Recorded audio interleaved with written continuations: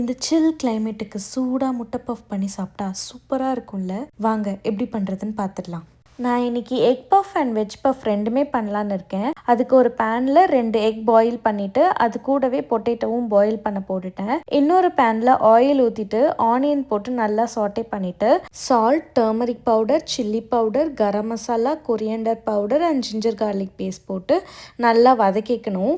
நான் எக் பஃப்காக தனியாக இந்த மசாலா மட்டும் எடுத்து வச்சுட்டு நான் வெஜிடபிள்ஸ் ஆட் பண்ணிக்கிட்டேன். நான் வேக வச்ச உருளைக்கிழங்கும் கேரட் பீஸ் ஆட் பண்ணேன். உங்களுக்கு என்ன வெஜ்ஜஸ் வேணுமோ நீங்கள் ஆட் பண்ணிக்கோங்க. பன்னீர் கூட ஆட் பண்ணலாம். அதை நல்லா சாட்டே பண்ணதுக்கப்புறம் இந்த பஃப் பேஸ்ட்ரி ஷீட் வந்து வால்மார்ட்டில் வாங்கியிருந்தேன். அதை ஹாஃபாக கட் பண்ணிவிட்டு லைட்டாக மசாலா வச்சுட்டு அதுக்கு மேலே எக் வச்சுட்டு க்ளோஸ் பண்ணணும். அதே மாதிரி தான் வெஜிடபிள்ஸ்க்கும் மேலே கிறிஸ்பியாக கோல்டன் கலரில் வரணுன்றதுக்காக ஆயில் வந்து லைட்டாக அப்ளை பண்ணிக்கோங்க.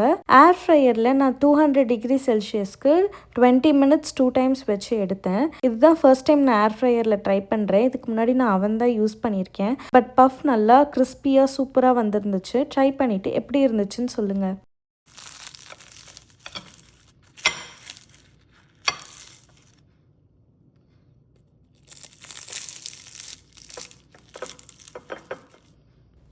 இந்த வீடியோ பிடிச்சிருந்ததுன்னா என் சேனலை சப்ஸ்கிரைப் பண்ணிக்கோங்க. See you in another video. Bye.